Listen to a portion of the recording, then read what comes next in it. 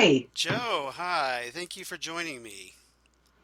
How you doing today, Charles? I'm good. Just busy, crazy family stuff, and I was over at my mom and dad's and spending time with them.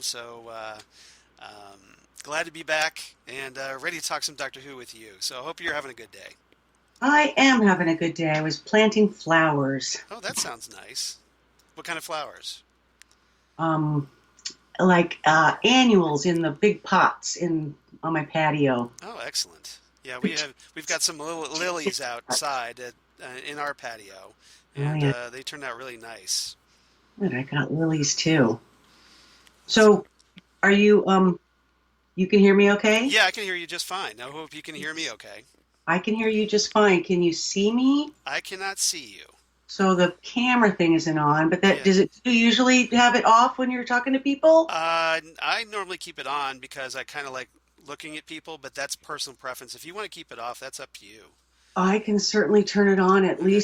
at least for the moment. Does Okay. that work? There we go. I can see you There we go, now. so that you can Hey. see I'm Yeah. actually Hi. Yeah, because right. I see Jesse and I got in the habit of it because it kind of makes us feel like we're sitting in the room with each other. Yeah, yeah. I like it too. So Hey, do you see my shirt? that is a very cool Star Wars Doctor Who mashup. I like that. Right? That's very cool. I'm jealous So of that shirt. I want that shirt. I can't find it anymore. I bought it online several years ago, and I haven't been able to find it since. All right, so I'm ready to go whenever you are. I think I am. Okay. You kind of remember how we did things last time? I do. Okay. I do. If you are So my basically, guide. yeah. So basically, it'll be the same format. We're going to talk three topics.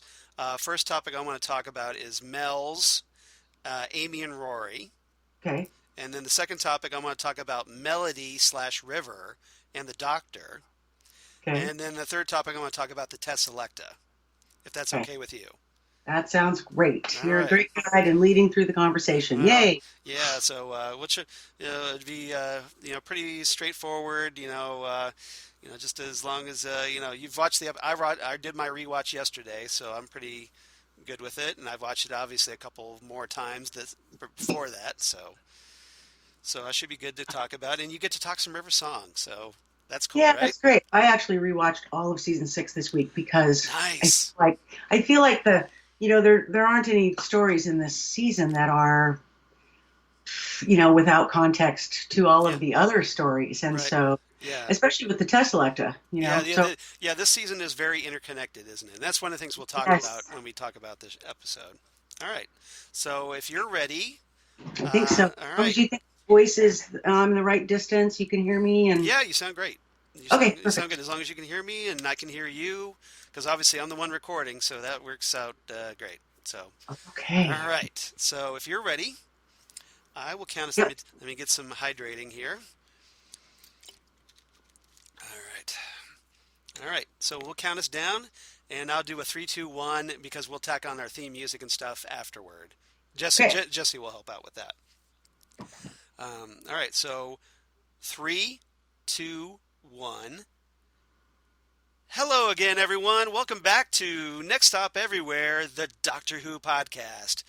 I'm Charles Skaggs, your wonderful, sort of wonderful, maybe not so wonderful co host. Here back in the TARDIS once again, ready to talk some Doctor Who. This time, of course, with returning special guest companion and one of the loveliest people you'll ever get to talk to, Joe Corellia. Welcome back to Next Stop Everywhere. Thank you, Charles. I'm very happy to be back I hope I got your on name right this time. everywhere. You did. That's great. Yay! Hooray!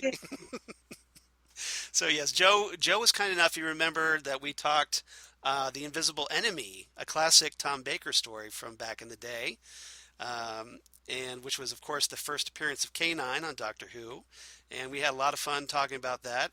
Joe had some really great insights, and was very kind enough to come on back. This time we're going to talk something from the modern era because Joe is in the mood to talk River Song. So I'm always up for talking River Song, and glad we have a great episode to talk about to indulge her in because we're going to talk about here at episode 145. We're going to talk Let's Kill Hitler, and which the title is a little, but it's a big River Song episode because hey, we get to see uh, how she become. This is essentially the origin of River Song episode. And after, what obviously we've got, when we talk, we'll talk about this, is that obviously she had a couple of incarnations before she became River Song, one of whom we get introduced in this very episode, Mel's. And it's going to be a lot of interesting things to talk about, I think. It is. I think River Song has a lot of introductory episodes where you could say that it was the beginning, Hmm. from going back to the library Right, to the Impossible Astronaut and Day of the Moon when we see her at one of the youngest incarnations. And right. then, of course, the episode that you guys did, Yeah, we I did. feel like they're almost the same episode, The Good Man Goes to War. Yeah, we just talked about that And recently with Christine Peruski. And that's so when, right. when you suggested this episode, I was like, oh, this is perfect because we can just pick right up kind of where we left off with that cliffhanger. That's right. And so that's when we first met, River Song as a baby. And it's one of those wonderful Doctor Who storylines where it's super timey-wimey. And there are many times that you could point to, well, that's the beginning of River Song's story. And there's Right. like six of them. Well, this one's essentially Melody Pond becoming River Song, I would say. Is that pretty fair to say? Yes. And Yes, so, it and is. we'll find out exactly how that happens. All right. So, this episode, of course, written by Stephen Moffat because nobody else could write something this complicated. All right. Directed by Richard Senior, and this was the eighth episode of Series 6 that aired way back on August 27th, 2011. Hard to Oh, believe this episode is almost 8 years old. I know, right? Time's creeping up on us. Oh, Yes. all right. Starring, of course, Matt Smith as the 11th Doctor, Karen Gillan as Amy Pond, and Arthur Darvill as Rory Williams. Once again, Great TARDIS team. yeah, exactly. One of the great ones from the modern era. I think there's no doubt about that.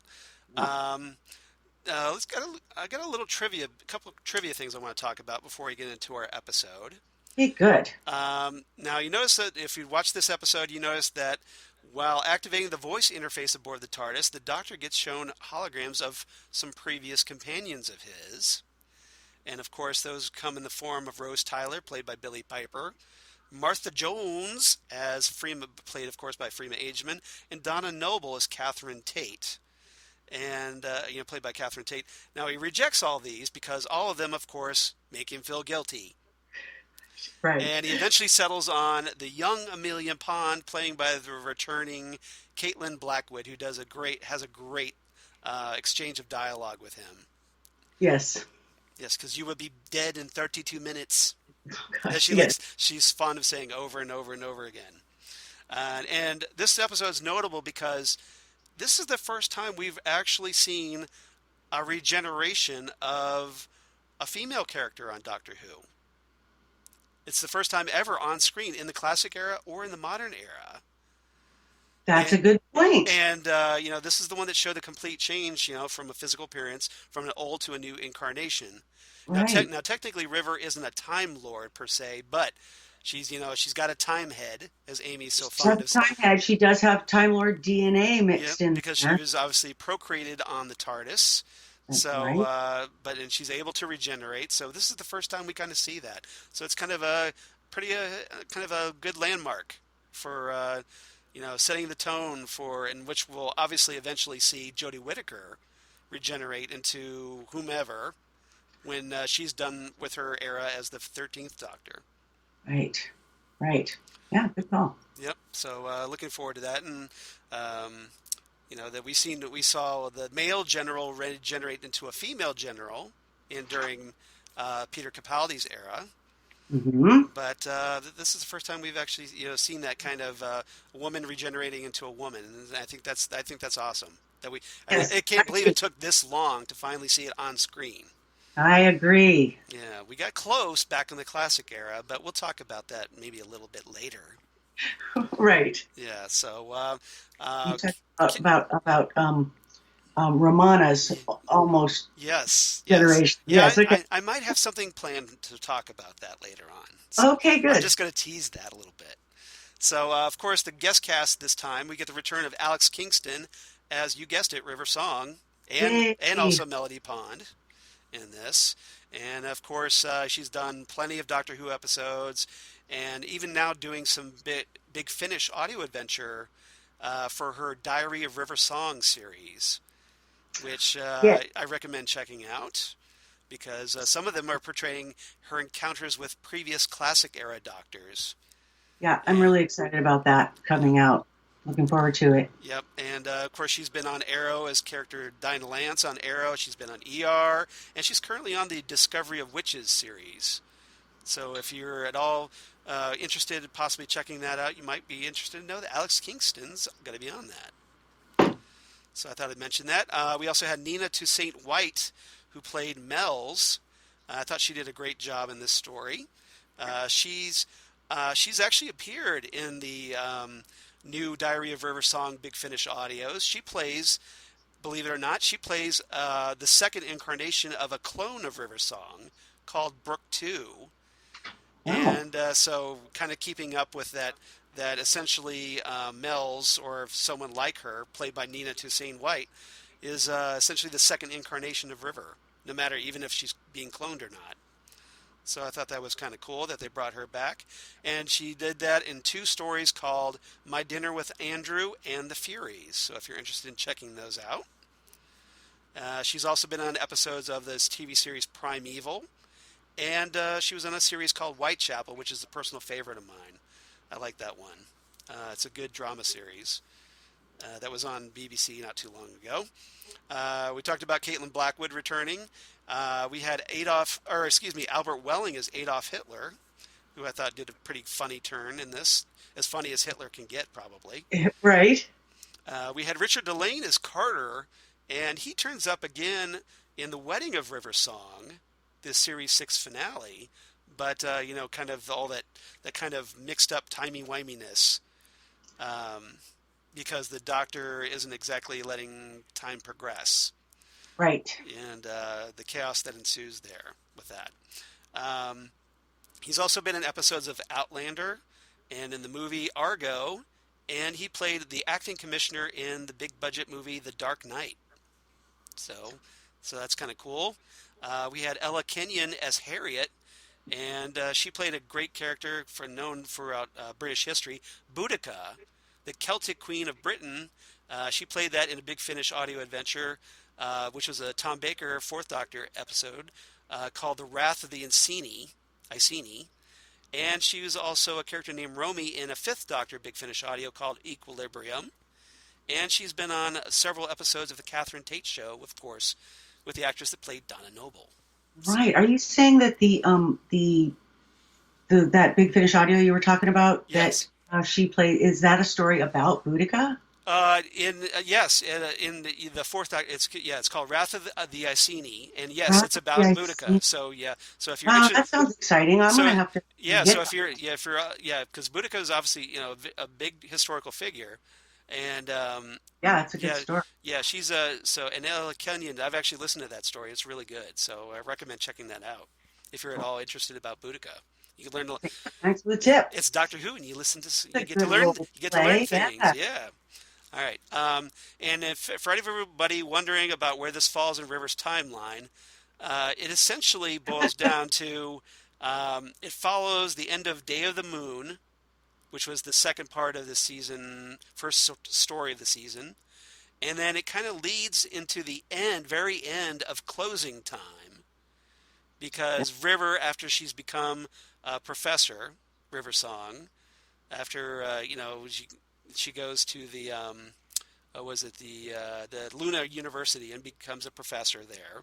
She ends up getting kidnapped by Madame Kovarian and placed in that impossible astronaut spacesuit and dropped at the Right. bottom of Lake Silencio to kind of basically wait for her time. Right. This ridiculously complicated plan. It is very complicated and ridiculous. Yeah. So before we get into it, I want to talk about a little bit about the prequel mini episode, and then I want to talk about the actual story. So before I get into this, so what made you want to talk about this one? Well, wait. I'll answer that. But so as far as the trivia stuff goes, Yeah. am I right in noticing that, or correct in noticing that Sophie Stormageddon's mom, the actress that plays her, made a cameo in the party scene in this episode? You might. I'm not sure about that. I am sure I saw her in I there. might have to look that up. Now you got me Yeah. wondering. I might have to pull up IMDb and kind of verify that. I'm pretty sure. Okay, so why did I want to do this one? Well, Yeah. um, I picked it because you had recently done the A Good Man Goes to War. I thought that it Yeah. was appropriate with there.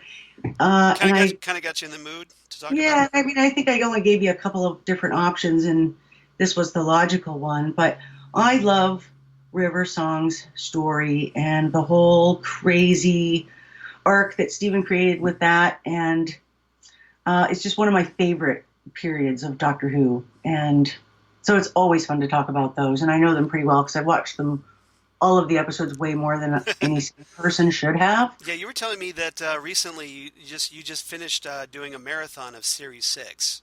Yeah, I watched. Well, I didn't. I watched Series 6 throughout the week this week because I wanted to. It's kind of refresher because Yeah, I just feel like most of the stories in season 6 are connected to one another. yeah, In one it another's. this series is definitely very interlinked, and I'm sure that's yeah obviously Moffat's doing because he likes to play around with time and Yeah. and So and thanks for picking it. yeah, so well, it's good, yeah, because it's always a good you like as if you need a good excuse to go through Series 6 again, right? No, it's Yeah, been a lot too. yeah, so that's good. So let's see here. I'm looking up Daisy Haggard, who was in Sophie in Closing Time, Uh huh. and let's see what her little filmography says.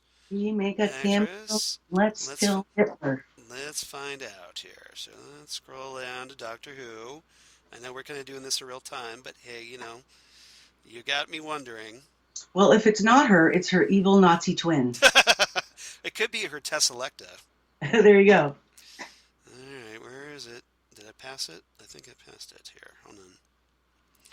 Doctor Who. There we go. Okay. Oh, let's see. 2 episodes. That's encouraging. But it doesn't say which episodes. No. Hmm. Well, That's she was literally on screen for 2 seconds. yeah. So that's So it went by pretty quick, but I'm sure it was her. let's see. Hmm. Let's It was wonder why. kind of, Yeah, I wonder why I wouldn't say that, but I did. Okay. Well, I guess we'll figure that. It's a mystery to be solved later. All right. okay. Okay. All right. So let's talk about the prequel. Um, it was released on August 15th, 2011, of course, written by Moffat.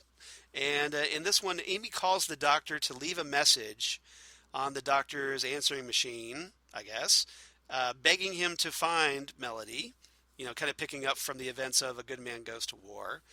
Right. And even though Amy knows that Melody's supposed to grow up to be River Song, she doesn't want to miss seeing her grow up. Go figure. Right. And as she ends her message, it's kind of revealed that the doctor is very upset and he was actually listening to the message but chose not to pick up, even though she had Yes. pled for him to pick up. And he was kind of afraid, I think, to tell her that still hasn't found Melody.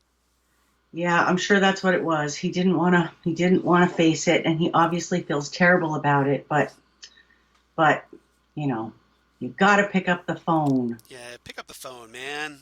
Pick up You're, the phone, man. it's like you're Poor at this Amy. point. At this point, you're like 1,000 years old. You should like at least have the That's right. you face Daleks and all kinds of horrible monsters. At least have the guts to pick up a phone. Oh, It's a guy thing, I guess. yeah. We're cowards. We're cowards any day. All right, so let's get into our main episode discussion. Okay. And the first thing I want to talk about, let's talk about Mel's because I No. find her to be really interesting. I want to learn all about Mel's. And of course, I want to talk about Amy and Rory because as we find out, um, Melody decided, well, hey, I guess I'm going to kind of my parents, even though they're not going to raise me, essentially I'm going to be with them as I grow up because I'm going to pretend to be their best friend throughout their childhood. Right. And we get a little through flashbacks and little quick cuts, kind of time skipping like a montage. We get a little taste of how Melody Pond in this incarnation of Mel's became Amy's best friend and kind of is responsible for kind of cluing Amy in that Rory has a crush on her. So what did you think? What did you think about these three in this episode? I loved that whole scene. The whole episode is really fast moving. You know, every moment is a lot of fun. It's one of those fast moving romp of a good Doctor Who episode. And I loved that beginning, the montage, you know, of the kids growing up together, Amy and Rory and Mel's.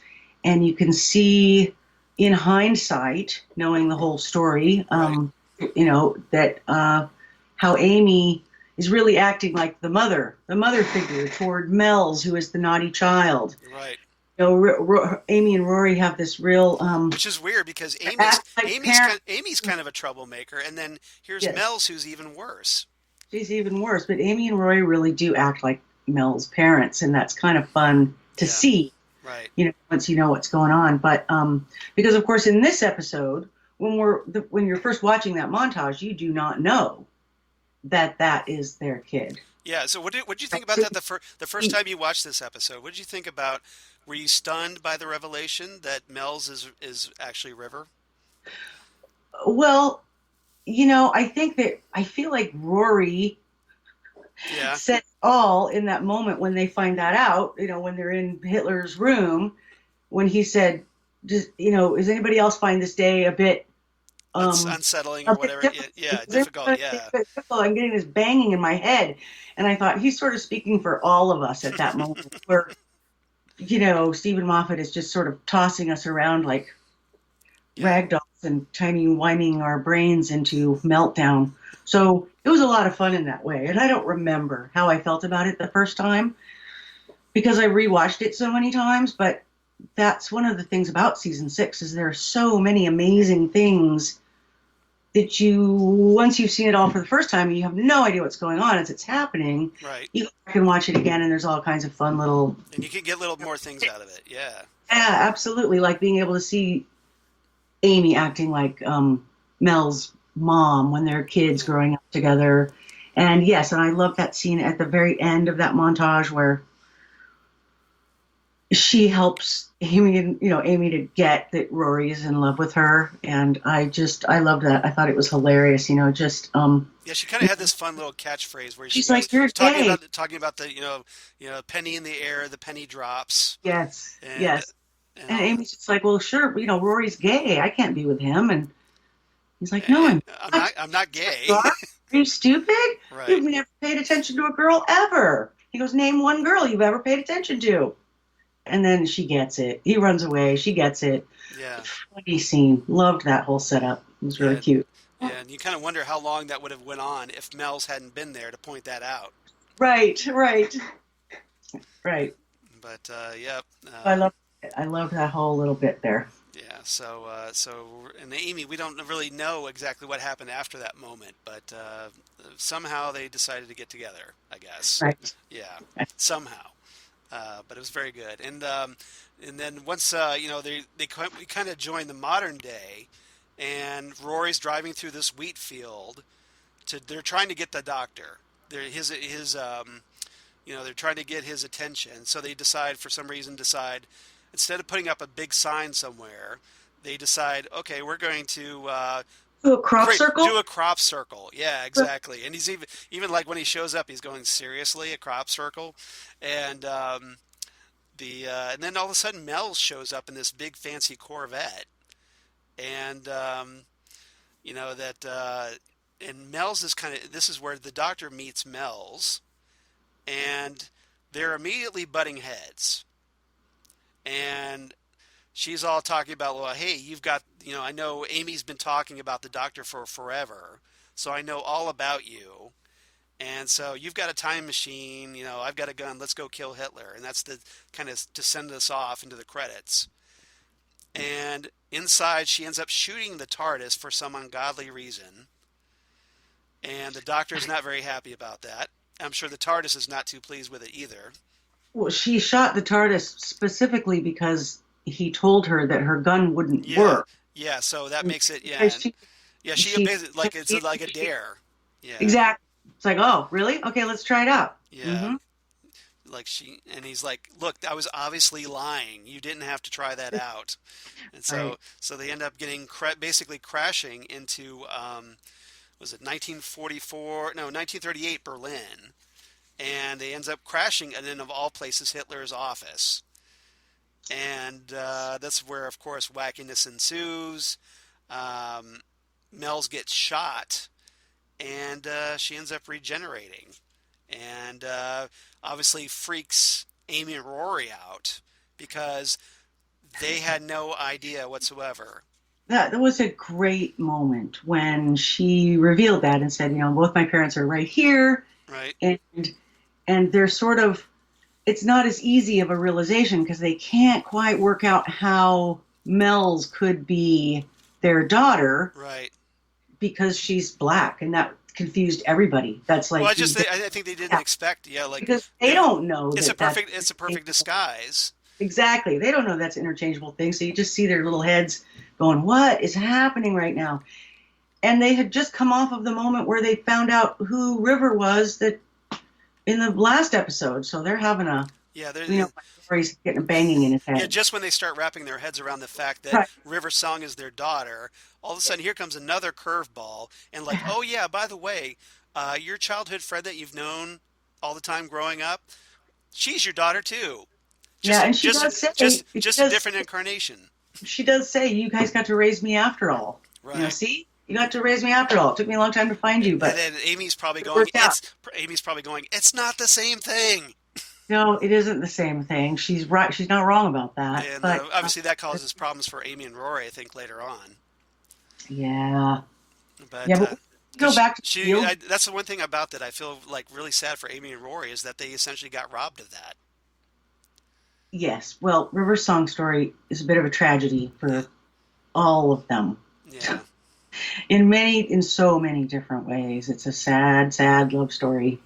This is a cautionary tale for anybody wanting to have sex on the TARDIS. That's right. That's right. But wait, back to, can I ask you a Yeah, question about the sure. field? So Please, please Why do. do the Brits call wheat fields cornfields? What's that all about? Because Hmm. it's a thing. They called it a It wheat is a field. wheat field. You're absolutely right It about is a that. wheat field. They showed the close up of the wheat. It's very clearly a wheat field. Yes. Or I it's think either wheat or oats. I'm not my take on that is that Moffat wrote cornfield, but they had was a wheat field and they didn't change it. I think it's a production error. I think I heard somewhere that they call wheat fields cornfields. I'm I not fam- could be completely wrong. Maybe that was just a bad dream, but I'll have to look into that. Now there's another thing we have to look up. Yeah, I'm sorry. Sorry. That's what See, happens when you see these see, episodes too many times. You come up with all kinds of questions. yeah, it's all right. That's all right. That's good. Everybody needs to do their homework. This is good. All Yeah. right. So yeah, this is obviously, and of course the doctor is just like, wait, what just happened? And so, and then she obviously Mel's regenerates into Melody, who's not quite River Song yet.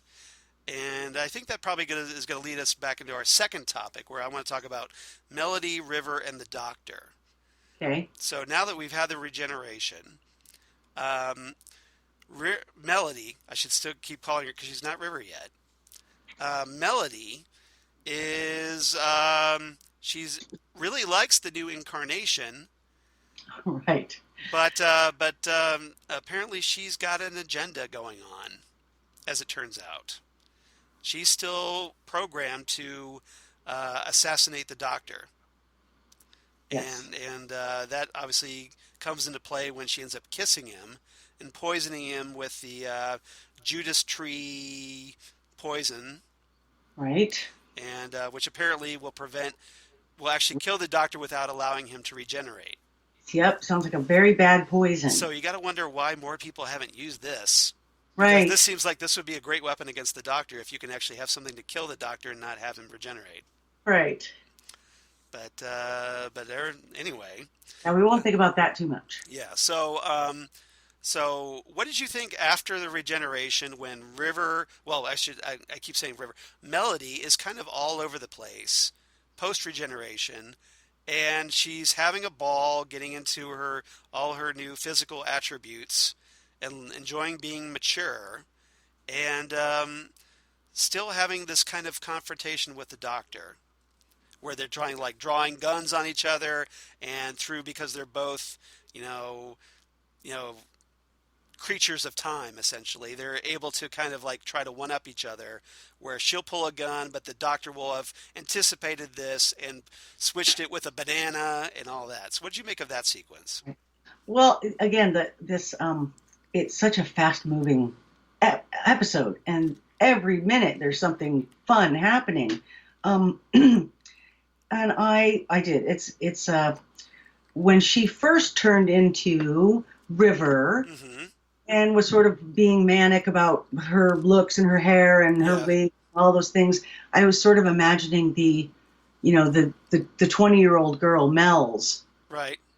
She was really still her personality, but suddenly in In this this new body, body. yeah. And it took a couple of minutes to like Yeah, really flip yeah, because to you kind of made this comment to that. Rory right before she regenerated that she was trying on a dress size.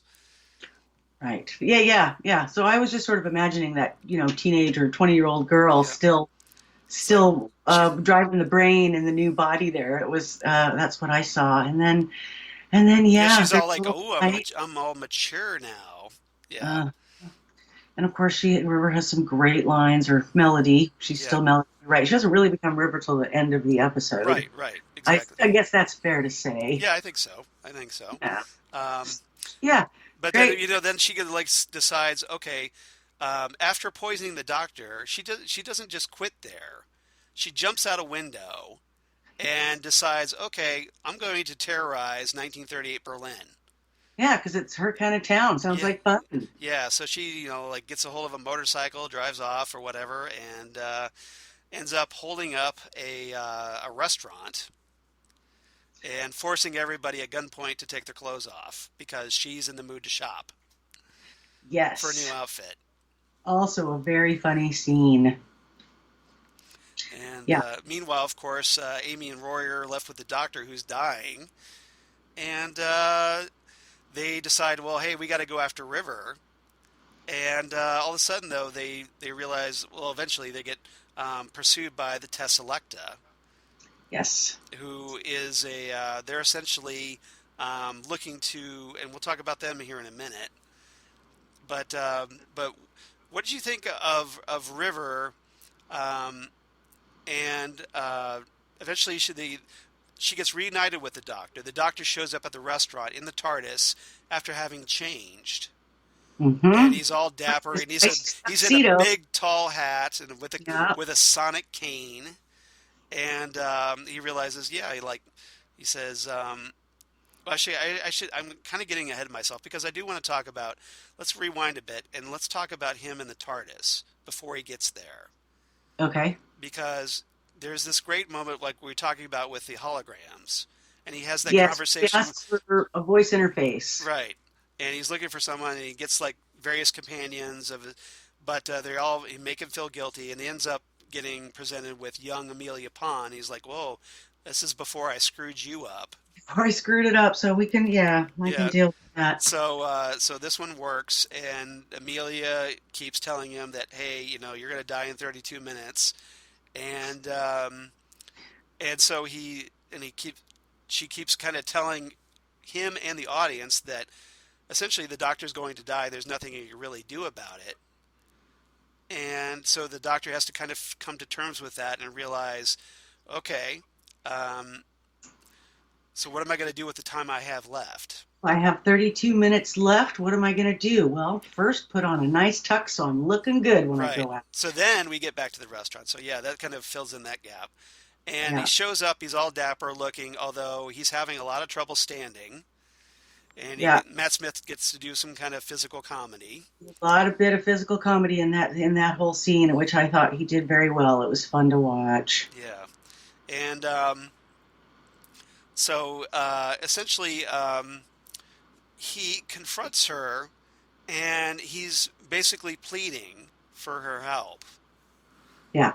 and trying to get her to realize that she needs to find River Song.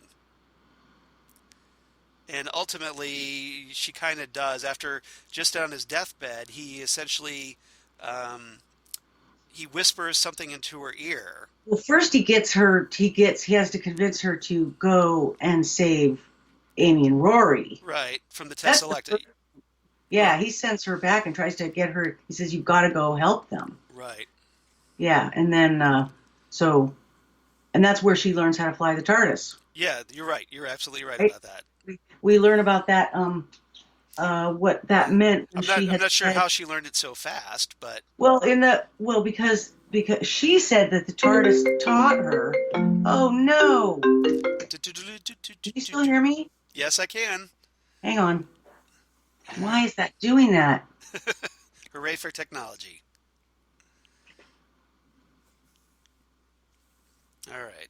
So, so yeah, so Charles, yes. I'm sorry about that. I missed my phone rang. I had my phone turned off, but it made my computer make weird noises. Okay, can you hear So I me? muted you. I muted you. I didn't know what was happening. I'm so sorry. That's all right. Can you hear me now? I can hear you now. All right. So let's go. Let's try and get back on track then. Okay. Okay. All right. So where we were, we're talking about that uh, Amy went, or River went to go help Amy and Rory, Yeah. and she learned how to fly the TARDIS. My question to you was, how did she learn that so fast? Oh, right. That's what we were talking about. Well, I mean, I don't know. It's a Doctor Who It's a thing, but I time. guess It's a if yeah. the TARDIS is teaching her, Right. maybe the TARDIS just downloaded all the information into her brain somehow. I don't know, but I do enjoy. I thought that was. Do you remember in the beginning, the season opener, Right. the Impossible Astronaut, or was it that one?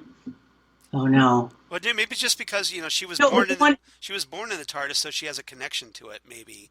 And then Yes, I mean that's what I'm thinking about that. But what I was trying to suggest was and I got confused about the episode. It wasn't this one. It was the Time of Angels right, when River first, drives the TARDIS, and the Doctor says, she says, "I learned from the best," right, and he said, "Oh well, thank you." And she goes, "Well, you weren't available that day," yeah. and now we know what River was talking about. The best is obviously the TARDIS Was itself. that the TARDIS taught her that day, and he wasn't available because he was dying. So Yeah, exactly.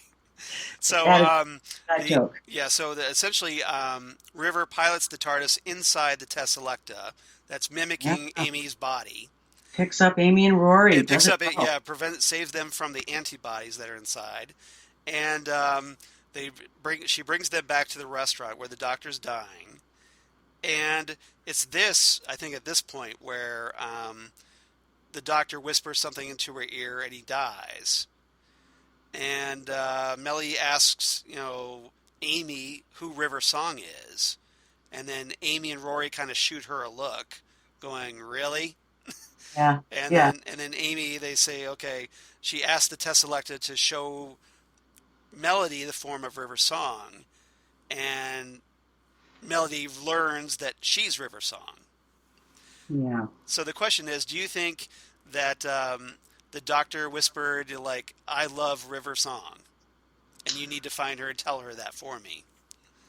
We never get to know what he Right, said. So it's right. all speculation, and I've heard. It is speculation, but what do you But think yeah, it personally? seems like the most likely thing that he said was, that I love her, tell her I love her, Right.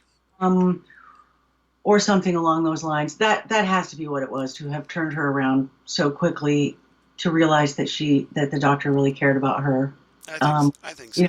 And loved her. And she'd obviously, as a child, had fantasies about being with him and, romancing all of that stuff. So that would be the most logical thing. That's what he whispered to her, that, tell her I love her. Yeah. And then she asked her parents, "Well, okay, is it worth it?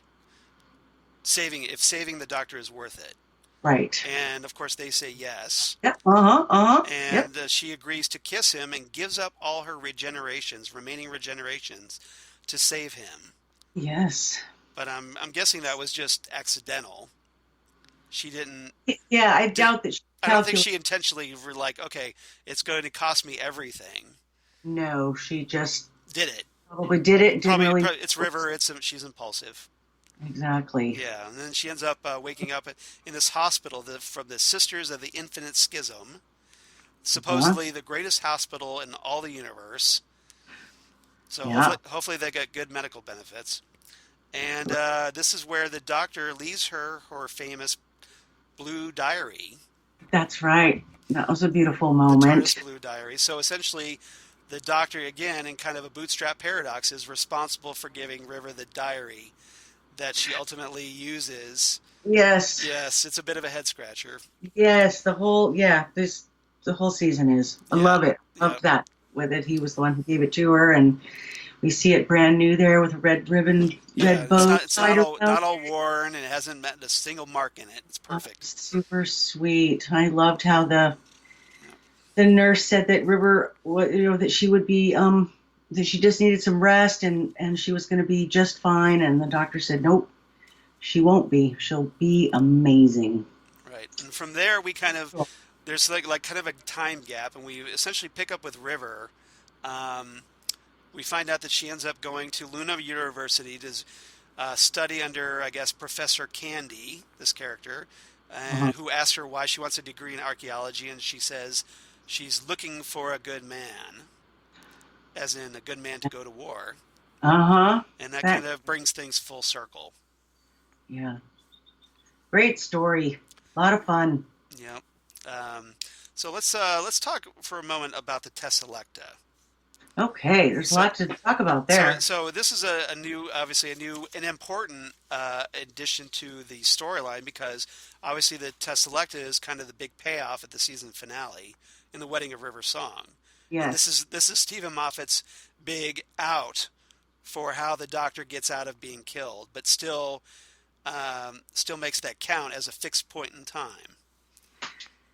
Yes, the Tesselecta is definitely a head scratcher as well. I feel Yes, like we are actually first introduced to the Tesselecta in the season opener, Possible Astronaut and the Day of the right, Moon, but right, but we didn't realize it. we don't know that it is yet. Yes, But that's the first time we encounter it, and then of course we in think River's in the suit, and then this and one is of course real introduction to it when we find out actually what it is and what's happening with it. And I thought that it's an interesting concept when the guy said when the crew member said that this is Justice Department vehicle 6018, welcome aboard the Tesselecta, just right. got me wondering if they were are there like There must be a whole army of these things, six right? thousand eighteen Tesselectas, or are they all called the Tesselecta, or is the Tesselecta the name of that Ship.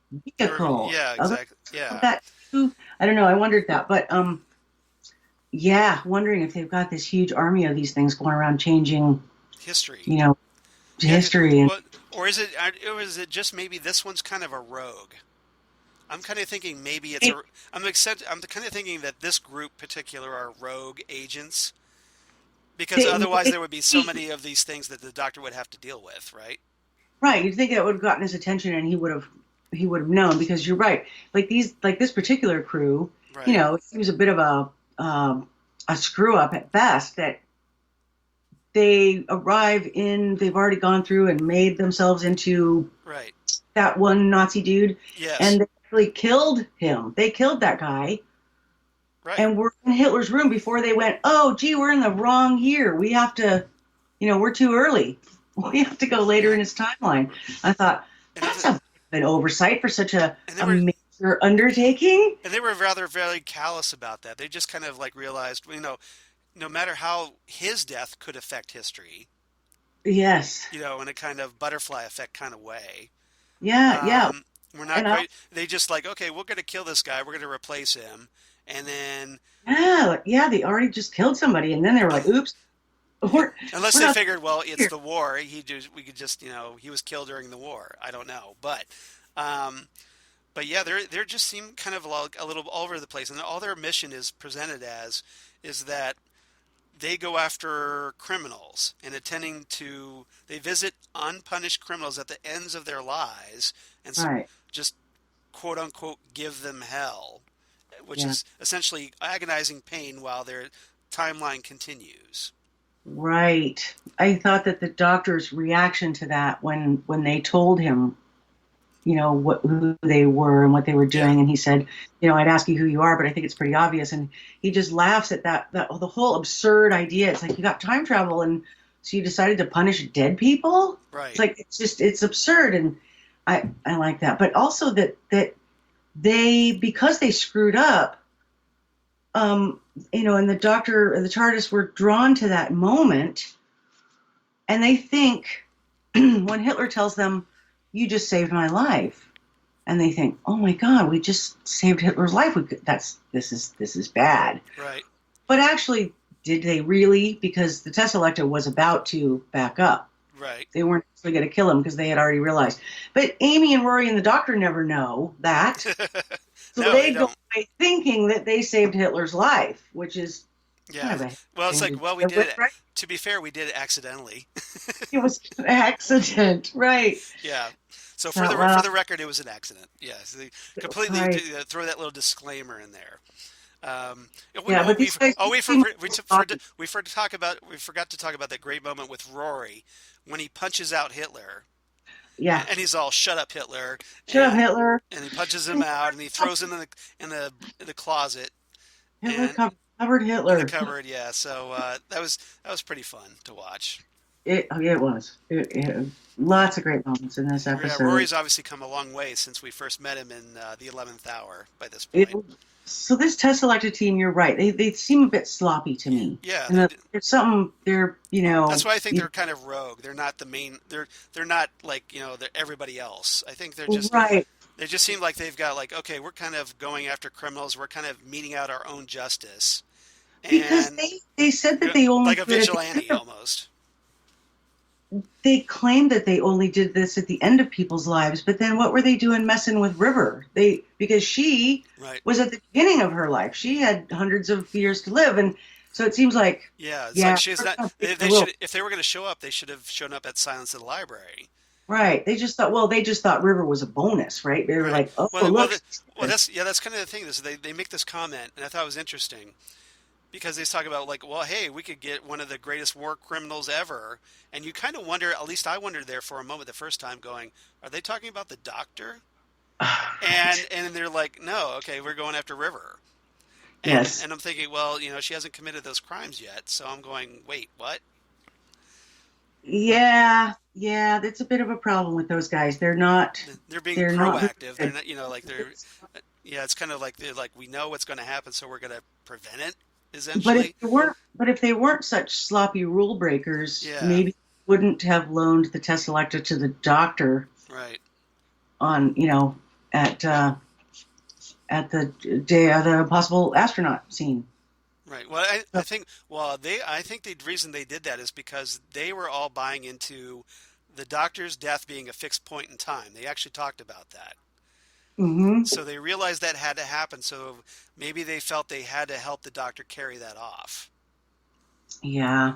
but But give him an out, I guess. he didn't actually die. It was a fake die. Right. So But they didn't know that. Maybe he didn't because rule one, the Doctor lies. that's right. Yeah. Yeah. Lots of crazy stuff to mix up your brain in Yep. this whole season. Yep. All right. So anything else about this episode you want to talk about that you got on your brain? Let's see. We got to those. I don't think so. If I do, I'll just say it. No, Okay. I think we've covered everything that's in my notes, I believe. Great. I like to hear that. All right. So we got everything. All right. So let's move on to our best lines of the episode. Do you have any favorite lines you want to talk about? Favorite I quotes? do.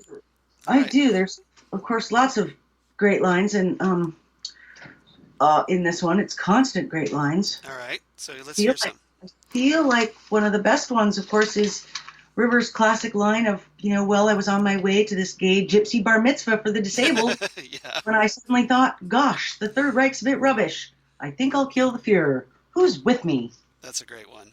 That It's was an awesome one. that was one that I had. Epic. I like the bit between the Doctor and Mel's at the beginning after she shoots the TARDIS, and he's all, "You shot it! You shot my TARDIS! You shot the console!" And Mel's goes, "It's your fault!" And the Doctor goes, "How is it my fault?" Mel says, "You said guns didn't work in this place. You said we were in a state of temporal grace." And the doctor replies, "Oh, that was a clever lie, you idiot. Anyone could tell that was a clever lie."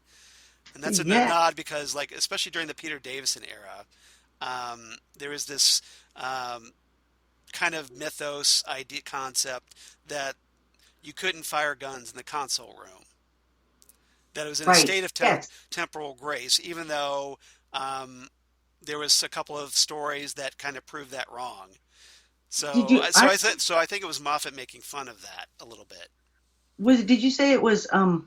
It was in Troughton's day that that was No, established. Peter Davison's era. Okay, because I remember seeing it in a Peter Yeah, Davidson yeah, episode. yeah. Because there was the whole bit where and then that there was some Cybermen Right. in Earthshock where they were supposedly not able to fire their weapons because the TARDIS was in a state of temporal grace, and they fire their weapons. So Yes. yeah, Yeah, and I do damage the remember. console. So that was a rule one. Again, the Doctor lies. It's a clever lie. It's not real. Yep. All right. That's Any right. other lines that you liked? Yeah, I love the when River says, he shows her the sonic cane, says of a sonic cane. She says, "Are you serious?" He says, never knowingly be serious. Rule 27. You might want to write these down. I love the never knowingly be serious. That's That was good. my favorite. I like this exchange between River and the Doctor when they're kind of doing that bit with the gun and the banana, and Yeah. and River's going. She's kind of getting frustrated because the Doctor's anticipating her moves, and she's going, "Goodness, is killing you going to take all day?" And the Doctor goes, "Why? You busy?" And River goes, "Oh, I'm not complaining." Yes. Yeah, that's good. And that's after the oh no, never mind. So I have another one All that right, go I ahead. love. It's the one where the doctor is questioning the Tesseract, and he says, "Well, at least I'm not a time traveling shape shifting robot operated by miniaturized cross people, which I have got to admit I didn't see coming." That's a good one. I remember laughing out loud the first time that one. The first time I heard that one, that was a good line. Yeah, and I thought Rory had a very poignant line later when after they get brought aboard the Tesselecta, he goes, "Oh, okay, okay. I'm trapped inside a giant robot replica of my wife. I'm really trying not to see this as a metaphor." Yeah, that's a good one. I thought that was good. So, any other lines you liked? Um, I that one. Well, I really love the. I sort of said it earlier in reference to something else, but there's more to it. When Rory says, "Does anybody else find this day just a bit difficult?" I'm getting this sort of banging in my head, and Amy says, "Yeah, I think that's Hitler in the cupboard." And Rory says, "That's not helping." Yeah, I had that one too. That's a good one. I like that a lot. All right, do you have a rating for this episode? Oh my goodness, I forgot to think of the rating. Uh-oh. Um, Do you want me to go first? I can go first. What do you yeah, you go first. All right, all right. Hopefully, I'll inspire you. So, I really like this one. It's a bit confusing, but of course, a lot of Moffats are. Um, and obviously, there's a lot of stuff that gets paid off later on in the series. I'm going to give this one 8.5 out of 10 spiffy new TARDIS diaries. Oh, nice. Spiffy new TARDIS diaries. Yep, because brand spanking new. So You said eight and a half I out did of eight and a 10. half. But don't feel free to be held down by that. Do what you want. Well, I have to give it a 10 because I can't. You really enjoy I this. You really love this one. I love all of season 6 because like I said before, I really almost feel like it's all one story. Right. In one sense, it is, and I love season 6. Seasons 4, 5, and 6 are my favorite seasons of Doctor Who, Right. and this one is could be could be right up there. I don't find anything wrong with the episode. It's fun from start to finish, Yeah. and there's a million great lines in it, and it gives you a sort of banging in your head, and it ticks all of the Doctor Who boxes. I love every minute of it. Great. So you get a perfect 10 from Joe on that one. Yeah. Nice. Yep, I All think right. so. Oh, and a perfect 10 of what should it be? Hitler's in the cupboard? There you How go. about Hitler's There in you the go. cupboard? There you go. Hitler's in the cupboard. That sounds good. 10 out of 10 Hitler's in the 10 cupboard. out of 10 Hitler's in the cupboard. You never get tired of Hitler in the cupboard. All right. Okay, so reverse the polarity this week. Now I kind of teased this a little bit earlier in the episode. So I was trying hard to think about like, okay, well, if you liked Let's Kill Hitler, what's a good classic story you might kind of enjoy along those lines? So I thought, okay, let's go back to the Tom Baker era for Destiny of the Daleks. There you And go. this was the first serial of season 17 in 1979, written by Dalek creator Terry Nation. And in this one, the Fourth Doctor has installed a randomizer on the TARDIS to avoid, dodge the Black Guardian, who was the big bad of the season before that, the Key to Time season. And while he's repairing K9, the Doctor notices that K9 has a form of laryngitis. Somehow, K9 gets laryngitis. Just roll with it. And just, as you do, it's Doctor Who. So he calls for Romana, and this is where my comparison to Let's Kill Hitler comes into play. Okay. Because, and you, Joe probably knows exactly where I'm going with this. So he's surprised because Princess Astra from the preceding story, the Armageddon Factor, emerges in full regalia, but it's not actually Princess Astra. It's actually Romana, who has regenerated willingly, intentionally, into the form she's modeled on the princess. And this was caused, of course, because the actress Mary Tamm, who played the first Romana, left the show, and was Lalla Ward, who played Princess Astra, was taking over the role. So this is how I see what you did there. We're so, back to you tied the show from the beginning to the end. I like it. Exactly. So, so the Doctor isn't impressed, and he's trying to like, okay, like dissuade her from going around wearing copies of bodies, according to him. So he urges Romana to try another body. She agrees and leaves and tries again. She comes back, and she's trying on another dress size, this time as a dwarfish, purple-faced female, and but still retains Romana's voice.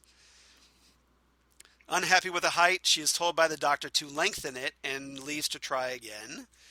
So this time she comes back looking like something like a drag queen. And the Doctor gives a polite no thank you, not today. And then Romana goes back, tries on an extremely tall, willowy, and serious looking female form, which the Doctor dismisses as being too tall. And he advises her to wear something more sensible and stylish, and she returns in an outfit that, hey, looks pretty much exactly like his. He's wearing a big floppy hat and a coat that looks just like the Doctor's. He's delighted. He's delighted by this until he realizes that she still, once again, resembles Astra, only in his hat and coat. And so this time he gives up, and he's like, okay, your mind's made up, and he just rolls with it. Okay, she looks like Astra now. So that's essentially, Romana essentially regenerates for fashion, as we're told. Yeah. Which seems like a rather waste. As apparently we'd like to think that she doesn't just burn all those incarnations. She just burned through 5 incarnations in 2 minutes. Yeah, so she just kind of presumably just for whatever reason she's able to scroll through various fashion options until she locks one in. I'm hoping. Right. Because otherwise it seems like a really gratuitous waste of regeneration. Yes. Well, I've always wondered about that, just like every other Doctor Who fan. How's that work? Yeah, and why did they let her do that? Yeah. So this was essentially the closest we ever got to seeing a female Time Lord regenerate on Doctor Who back in the classic era. But of course, we didn't get to see it on screen. Just kind of Romana shows up wearing one outfit, one body, and then another, and so on. And then she goes back to the original body she started with. Did she even say, what was the reason she gave for regenerating, or was it for no apparent reason? No apparent reason. No, she just felt like trying on a new body. She's getting sick of the old one. Right, yeah. Yeah, it was a pretty lame explanation, needless to say. But yeah, so this is as close as we got. So that's kind of what I'm getting with. Obviously, with River regenerating, it was a much more official and proper regeneration, I think. Mm-hmm. And and then of course later this episode's all about, of course, they end up on Skaro. They find that this is the first episode where Davros is in. Well, actually, no, I take that back. The second episode after Genesis of the Daleks. So Davros has essentially become prisoner of the Movellans, and with the idea that there's a stalemate in this war between the Daleks and the Movellans. The idea is that Davros will give him that edge, and they essentially the Movellans show up to determined to thwart the Daleks' plan, and essentially they end up deactivating the Movellans at the end of the episode. Davos gets cryogenically frozen on board their ship, and then he gets put on trial for his crimes. And that's how that episode ends. Yeah. That's the very quick version. So, so if you're kind of in the mood for something at least regeneration-wise, a little similar to Rivers, you could probably check out Destiny of the Daleks. That's probably the best recommendation I could give. There you I go. think so. So see, I covered it. I told That you. was a good one. That was a good one. Well, we did see the early the little girl version Yes, of Melody regenerate, but the we didn't toddler, get the to see toddler her. version. But Yeah, we didn't get to see the other side of what she turned into. yeah. We Well, don't get to see half of it. we just have to kind of presume that she turned into Mel's, young Mel's. Yes, because she said she was a toddler. Yeah, so she eventually, her childhood was, she started off as the girl we saw in the Impossible Astronaut, and then she regenerates into young Mel's. Somehow young Mel's finds her way to Ledworth. She hooks up with Rory and Amy. Now the Mm, question is, where was she living all that time? Presumably right. Where you would think that Amy and Rory are like, wait, where did you have parents, or did you ever go over to Mel's house, or how'd that work? Yeah, I wondered those things myself, but of course there are no answers. And I also wondered about how Mel's, Yep. talked about the doctor, like during that montage when she was a kid and a teenager, how she would say, well, the doctor didn't save the Titanic or the doctor didn't stop Hitler. And where did she get the idea that the doctor was a superhero like that ran around doing that? Because even Amy wouldn't have known that. Right. She only, right? And so how did she get that idea? Or did she just think that because he had a time machine, he should have done these things? So I was trying to get into Mel's head about why she thought of him that way. But we'll never know the answer to that either. Well, that's Moffat for you. There's a lot of loose ends with Moffat, That's right. and, Well, and and as a writer, it frustrates me to no end.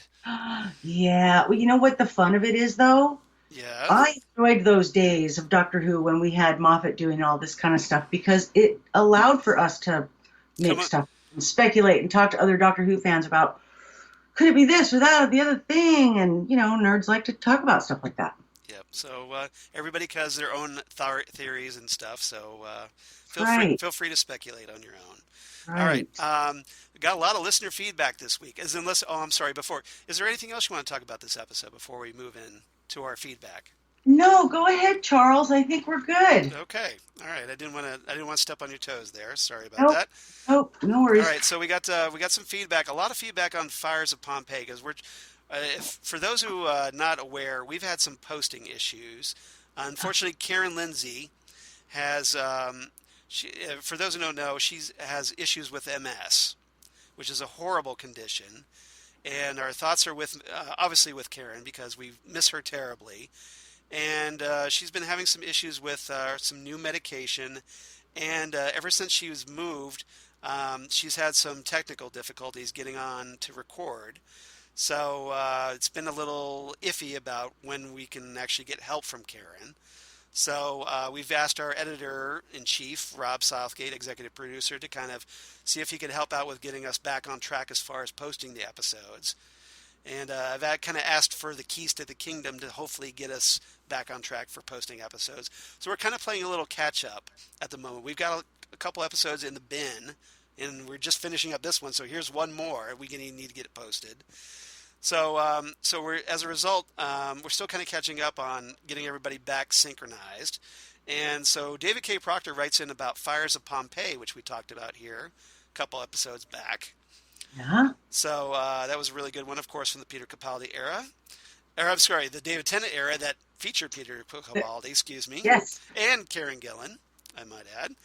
Yes. So yeah, sorry, I got thinking Peter Capaldi, and I was like, oh wait, no, that's not it. It's not his era yet. Gotta wait. Um, David writes in. He says, "Good choice. Love this one.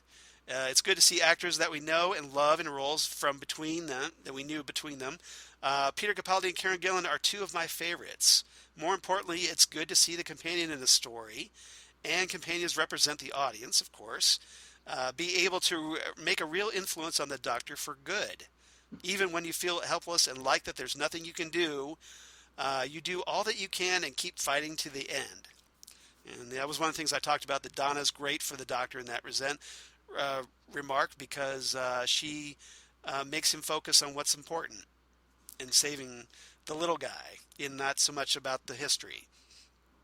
Yeah. And that's one of the things that makes Donna a great companion, in my opinion. Yeah. Donna wasn't always the companion that I wanted, but she is the companion we needed. I agree with that. And I'm not sure other companions would have had the ability to stand up to the Doctor like that and insist that he do the right thing. I think that was a valuable trait that was brought back with Bill. I agree with that. Hmm. Unfortunately, Bill had a rather unfortunate fate, as it turned out. Well, Ma- so did Ma- Donna. Moffat shakes fist. But yes, yeah, so did Donna. I agree. I agree. One other thing, I think increasing actors are finding wide success because of their time on Doctor Who, and wildly successful actors are taking parts on the show, demonstrating that it's truly an international mainstream hit, not just the cult British show that we loved as children that our friends made fun of. Yeah, well, if they made fun of it, why are they still your friends? Right? That's right. Find better. Gotta have your You can find. priorities. You can find better friends. Doctor Who comes first. That's Um, right. all right. So I'm kind of gonna abbreviate this for time, but he says, "Keep up the good work. I consider y'all an oasis in the Wholess desert we are stuck in." Thank Oh, you, David K. Proctor. That was very sweet, David. Thank you. We try to help fill the void between these seasons that they keep giving us these big long hiatuses, or hiati. Take your plural. it's horrible, whatever it is. Yeah, let's go with hiatuses. That sounds good. All right, Okay. all right. So thank you, David, for writing in. Always great to hear from you. Holly from Wisconsin writes in also about Fires of Pompeii. She writes in, "Hey Charles and Jesse, it's been a while since I watched the 10th Doctor and Donna story. Forgot how much I love this pairing. The scene in the beginning with Donna speaking Latin in the TARDIS and translating into a different language because of how Donna's accent sounds. That was funny. The Doctor really needs to look into a low jack or a TARDIS warning system on his sonic screwdriver, especially if someone or something is moving the TARDIS from its landing spot, right? Right. Because you would think, like, okay, you can locate your phone wherever. There's got to be an app somewhere that the Doctor could go, like, okay, where's my TARDIS? I totally agree. Right. I totally agree with you, Holly, on that one. That one drives me insane. But it's the Doctor, you know. Can't make it too easy on him, I guess. Love Well, the I appear. think he had that worked out by season 7, didn't he? He When they did, were but who no knows if pole, it's. he realized the TARDIS was at the South Pole. Yep, you would think. Love the appearances from Karen Gillan and Peter Capaldi. Who knew that they were, when they first aired years later, they would be acting on the show again as companion and doctor? That's very cool. And we get the fixed point in time conversation between the Doctor and Donna, which kind of comes into play here in this episode that we just talked about. The running couple gag still gets me, along with the "I am Spartacus" line, like that. Nice foreshadowing for the return of Rose and the episode "Turn Left" with the "something on your back" line to Donna. The Doctor using a squirt gun to keep the pyroviles at bay was a very smart move. And the Doctor having to decide what to do and knowing the consequences was almost slightly like the decision of destroying the Daleks or not. The Doctor saving the family at the end was a great touch, and I love the new household gods. I'll wrap it up here. Holly from Wisconsin. So, Yay. so it looks like a lot of people were glad that we covered Fires of Pompeii. I was glad to hear that. It's a great It's a story. great story. I got another one here later, but Holly also writes in about "Let's Kill Hitler." So Holly's getting a little current now. Okay. So this is obviously relating to you, Joe. She goes, "Hey all, the opening with Amy and Rory making a Dr. Crop circle has me chuckling. Leave it to them to get his attention that way. Love the flashbacks with Melody growing up and Amy and Rory playing their surrogate parents in those scenes. Little do they know. The realization of Amy that Rory likes her is priceless. That was a funny scene. Rory putting Hitler in the cupboard was something I didn't see coming at first, and then we get the reveal that Melody has the Time Lord energy and regenerates into the woman we know as River Song, and she is quite the Spitfire like she always is. And Amy and Rory finally find out that they have watched and been with their daughter as they all grew up. The motorcycle chase scene was interesting. Yeah, it was. The doctor can rock the tucks and tails, she adds. And River saving the doctor with her regeneration energy after finding out who she really is.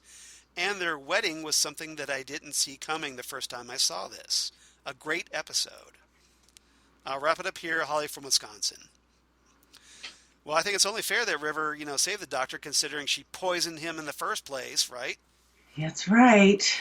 So she kind of had to erase that mistake. So let's see. Lastly, we get a new person writing in to Next Stop Everywhere. Hannah Scorapa. I hope I'm pronouncing that right. Skorapa, Scorapa, I think. So Hannah, thank you so much for writing in. She writes in about Fires of Pompeii as well. She goes, greetings, Charles and Jesse. I recently discovered your show and saw that you had a review of Fires of Pompeii coming up, so I thought I'd chime in with a few thoughts. She goes, apart from the somewhat dated CGI, this episode is visually stunning. Some definite highlights of the visuals of the villa and set itself in that iconic moment of the 10th Doctor rescuing Caecilius and his family. Of course, when he's doing that big hand extension, like, come with me if you want to live kind of thing. Yes. Yep. I would also say this is a great episode for Donna. The translation circuit joke left me in stitches. I know that a lot of fans were hesitant back in the day about the return of Catherine Tate, but I assume this is the episode that ultimately put a lot of fears to bed. This is best summed up in the scene where Donna pleads with the Doctor to, quote, just save them, unquote, where her compassion and humility shine brilliantly. I think Donna is my favorite companion from the RTD era, and this episode highlights some of her best qualities. I think that's a good argument, personally. Yeah, I think agree. that's totally fair. I totally agree with that. Excuse me. It was also fun to see Peter Capaldi and Karen Gillan in their first Doctor Who appearances. I know that the BBC, quote, we have 12 actors, unquote, joke has been made time and time again, but in instances like this only enhance my enjoyment of the episode upon rewatch. With this in mind, I do wonder if any of the guest actors, apart from Chris Noth in Series 11, will play either a future companion or incarnation of the Doctor. And we've kind of talked about that.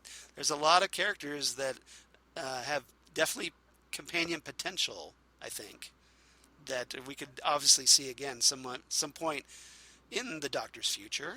We'll see. Yeah, sure. We'll see what Series 12 has in store.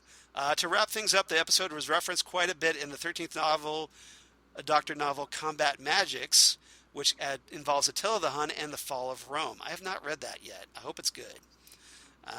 Please let me know, right? And let me know if you liked it. In one part of the story, the character tells the Doctor that she looks like a Roman. And her response to some of this is, sly, you should have seen my last face. That's a good line. I like that.